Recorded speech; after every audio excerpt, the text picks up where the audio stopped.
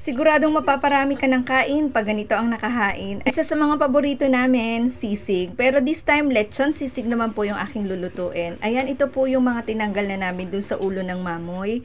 Bali, yan po ay ipiprito ko lang. Hindi na po ako dito gumamit ng mantika kasi magmamantika pa po yan. At ito na po yung mga natapos ko.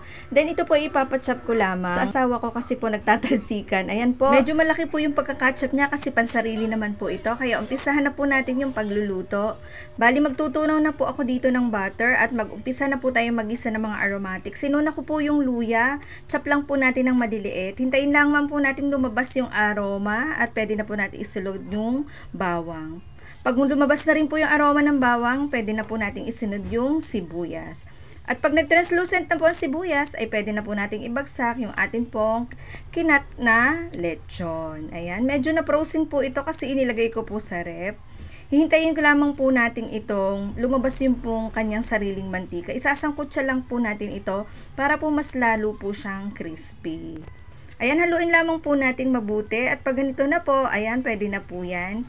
Ilalagay na po natin yung sauce na ginawa natin.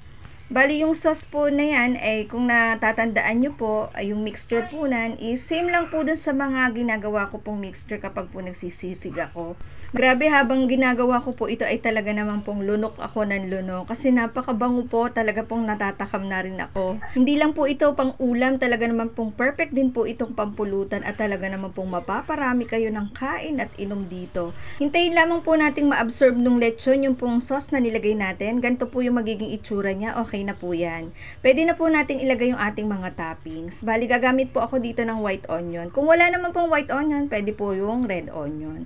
At syempre, maraming green chili. Mas marami, mas masarap, mas maanghang. At pagkaraan ng ilang minuto ay ready to serve na po ang ating napakasarap na lechon sisig. At pagkatapos pong kumain ito, siguraduhin pong uminom kayo ng pineapple juice. Salamat po sa panonood. Bye-bye!